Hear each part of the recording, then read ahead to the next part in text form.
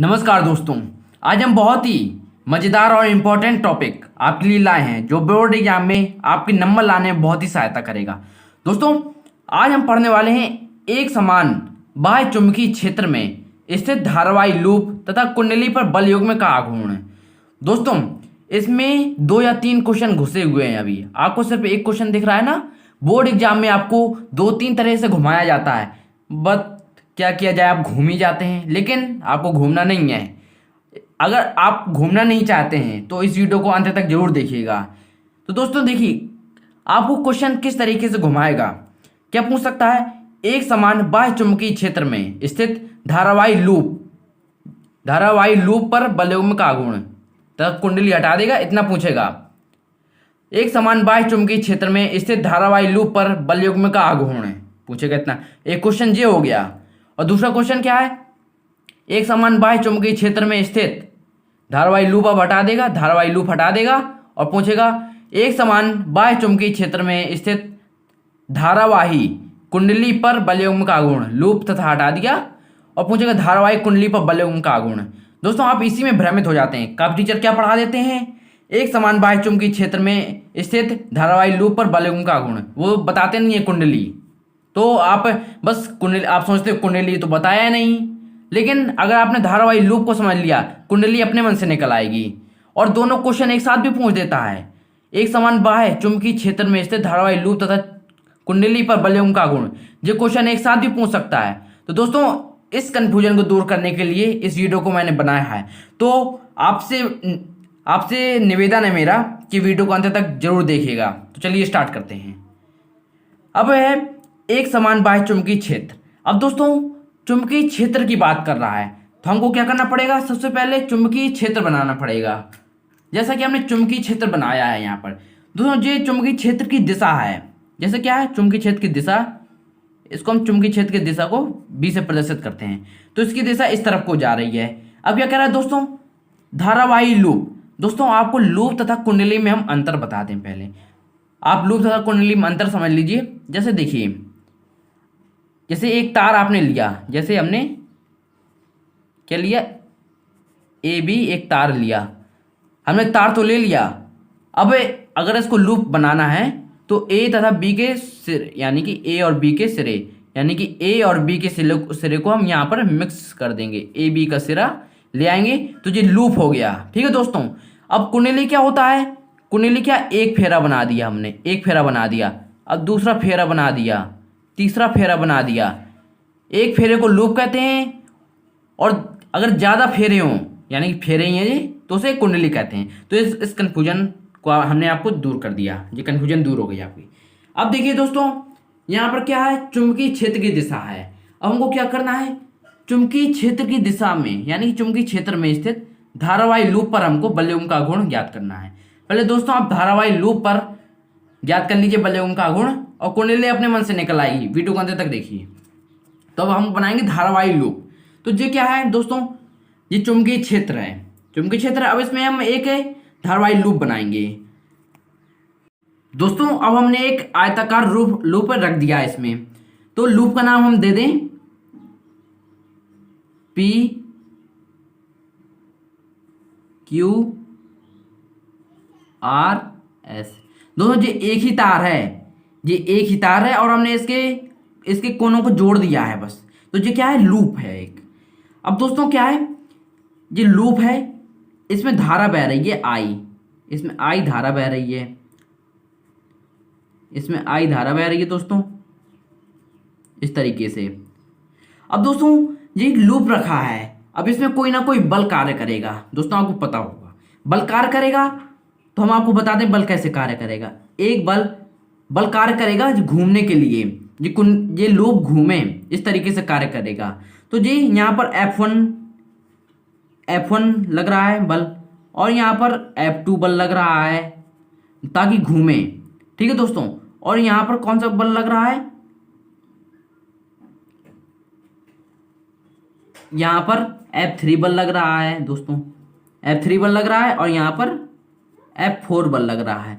जब बल लगेगा तो ये कुंडली को सॉरी लूप को घुमाने की कोशिश करेगा दोस्तों। ठीक है दोस्तों, इतना आपको चित्र समझ में आ गया होगा। बस दोस्तों चित्र आपने समझ लिया तो आपको समझो आ ही गया। लूप घूमेगा कैसे ये आप थोड़ा समझ लीजिए।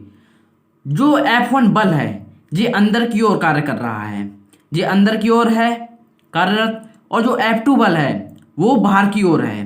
कैसे दोस्तों, आप पंखा देखते होंगे, आपके घर में पंखा लगा होगा, आप पंखा चलाकर ही पढ़ रहे हैं, मुझे ऐसा प्रतीत हो रहा है दोस्तों।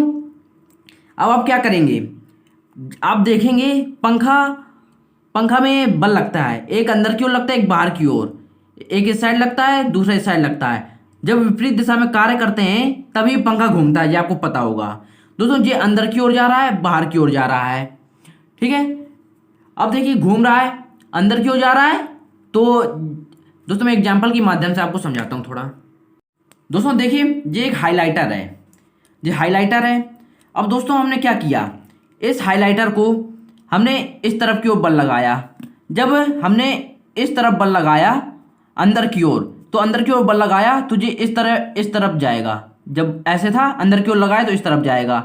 अब दोस्तों एक बल है वो बाहर की ओर लग रहा है इस तरफ, तो क्या हुआ, एक बल अंदर की ओर कार्य कर रहा है, एक बल अंदर बाहर की ओर, तो क्या करेगा, घूमेगा। ऐसे घूमा फिर ऐसे घूमा, ये घूमता रहेगा। पंखा भी इसी प्रकार से कार्य करता है। ठीक है दोस्तों, तो उम्मीद करता हूँ आपको समझ में आ गया होगा। और दोस्तों जो F3 बल है, F1 और F2 आपने समझ लिया। F3 बल ऊपर की ओर कार्य कर रहा है, ऊपर की ओर, और F4 नीचे की ओर। अब दोस्तों ये बताइए, जब F3 जब जैसे आपको किसी ने पकड़ लिया, आपको किसी ने, दो लोगों ने पकड़ लिया जिनके जो बराबर के हैं, यानी कि बराबर ताकत है, दोनों में बराबर ताकत है। एक दूसरी ओर खींचेगा, एक भी दूसरी ओर खींचेगा, तो क्या है, आप वहीं पे खड़े रहेंगे, आप इधर उधर नहीं भाग पाएंगे, क्योंकि एक तरफ खींच रहा है और दूसरा तरफ खींच रहा है, तो आप कहीं भाग नहीं पाएंगे, तो ये बल निष्क्रिय हो जाएंगे, यानी कि इन बलों का कोई काम नहीं रहेगा। ठीक है दोस्तों, तो F1 F2 का ही काम रहेगा। अब थोड़ा थ्योरी पर चलते हैं। अब थोड़ा थ्योरी देखिए दोस्तों आप। माना कि आयताकार लूप, दोस्तों जो आपने चित्र में समझा है वही आप लिख दीजिए, मैं अलग से लिखने को कुछ नहीं कहूंगा आपको। माना कि आयताकार लूप PQRS, चित्र भी आप साथ में देखते जाइए ताकि आपको क्लियर होता रहे। माना कि आयताकार लूप PQRS एक समान बाह्य चुंबकीय क्षेत्र में लटकाया गया है। लूप की लंबाई PQ बराबर RS, यानी कि दोस्तों आयत होता है, लंबाई अलग होती है, चौड़ाई अलग होती है, आपको पता होगा। लूप की लंबाई PQ आमने सामने की भुजाएं बराबर होती हैं आयत में, जो आपको पता ही होगा ना। लूप की लंबाई PQ बराबर RS, तो क्या है, PQ बराबर RS बराबर L हो गया लंबाई, तथा चौड़ाई PS बराबर QR, तो क्या है, PS बराबर QR बराबर B है। अब देखिए, माना कि लूप में धारा I प्रवाहित की जाती है। दोस्तों जब आपने I धारा प्रवाहित की, तब F1 बराबर F2 बराबर IBL साइन थीटा होता है, IBL साइन थीटा होता है। दोस्तों हमने आपको किसी धारावाही चालक पर चुंबकीय बल निकलवाया था, ये हमने डेरिवेशंस का किया था। इस वीडियो का लिंक डिस्क्रिप्शन में दिया गया है, आप वहां से जाकर के उसको समझ सकते हैं। IBL साइन थीटा कहाँ से आया, आपको क्लियर हो जाएगा भाई बिल्कुल। तो अब दोस्तों ये कुंडली है, लंबवत है, तो साइन थीटा की वैल्यू 90 हो जाएगी, तो साइन 90 बराबर 1 हो जाता है, तो IBL हमने ले लिया। दोस्तों आप कंफ्यूज हो रहे हैं ना, मुझे पता है आप कंफ्यूज हो रहे होंगे, लेकिन आपको कंफ्यूज नहीं होना है। अब देखिए, अब आगे बढ़ते हैं। तो जो हमने डायग्राम आपको समझाया था ना, ये आपको हमने समझाया है, तो अब इसका हम छोटा पार्ट लेंगे समझने के लिए।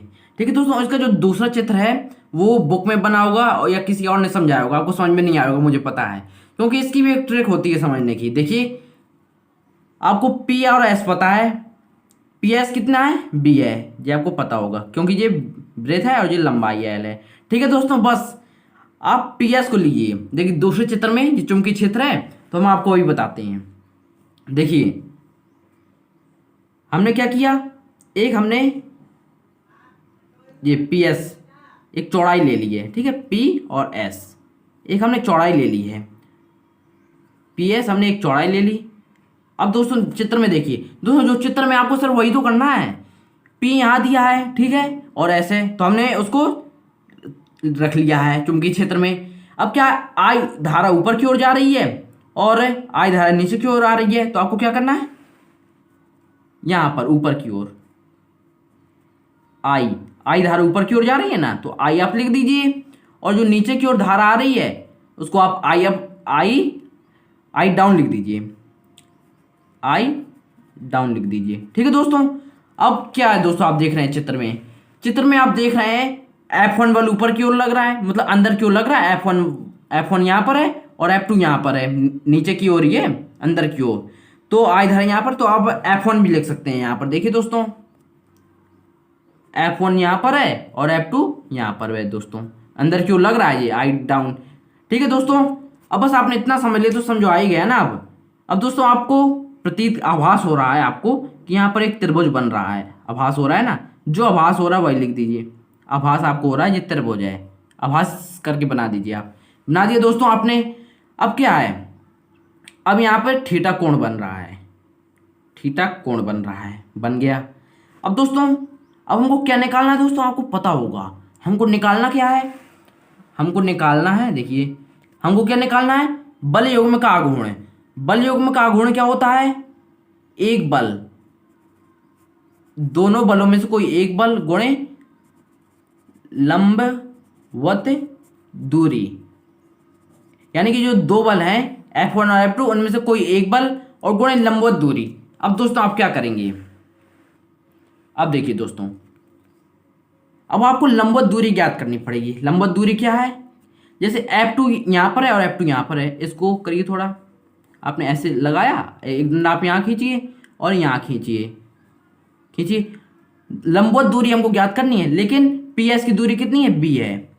PS की दूरी B है, PS B है, लेकिन हमको P और S की नहीं ज्ञात करना है। P और S की दूरी हमको लंबवत दूरी ज्ञात करनी है। लंबवत दूरी कैसे, यहाँ से यहाँ, यानी कि ऐसे, जे वाली दूरी हमको ज्ञात करनी है, जे वाली, ना कि जे वाली जो B है। तो हम क्या करेंगे दोस्तों, हमने एक थीटा कोण यहाँ पर माना है।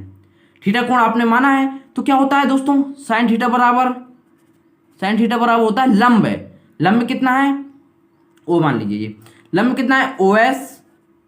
हमको जो लंबवत दूरी है तो हमको लंबवत दूरी याद करनी है, तो OS बटे कर्ण कितना हो गया, B हो गया दोस्तों। OS बराबर कितना निकल आया, B साइन थीटा।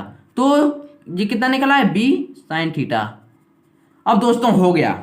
अब हमको ज्ञात क्या करना है, बल युग्म का आघूर्ण। अब बस दोस्तों कुछ ही क्षणों में आ रहा है, चुटकी बजाते ही अभी आ रहा है। रुको दोस्तों, अब आपको क्या ज्ञात करना था, बल युग्म का आघूर्ण। तो बल युग्म का आघूर्ण ज्ञात करने के लिए इसका फॉर्मूला होता है एक बल गुणे लंबवत दूरी। दोस्तों हमने आपको निकलवाई थी F1 बराबर F2 बराबर क्या निकलाया था, IBL साइन थीटा था। तो थीटा की वैल्यू 90 रख दी थी क्योंकि लंबवत था, तो IBL निकल के आया था। तो F1 बराबर F2 था, इनमें से हम कोई भी बल रख दें क्योंकि बराबर है। तो IBL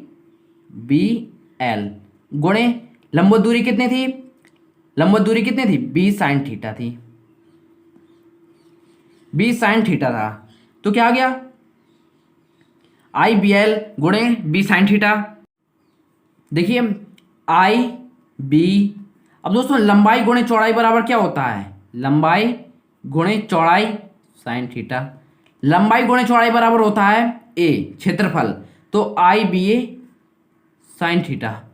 दोस्तों हमने आपको शुरुआत में बताया था कि धारावाही लूप पर निकल आया है, क्योंकि हमने लूप रखा था, तो धारावाही लूप पर बल युग्म का गुण IBA साइन थीटा निकल आया है। लेकिन अब हमने आपको बताया था, अगर आपने बल युग्म यानी कि लूप का बल युग्म का गुण निकाल लिया तो आपको कुंडली का निकालने में कोई दिक्कत नहीं होगी।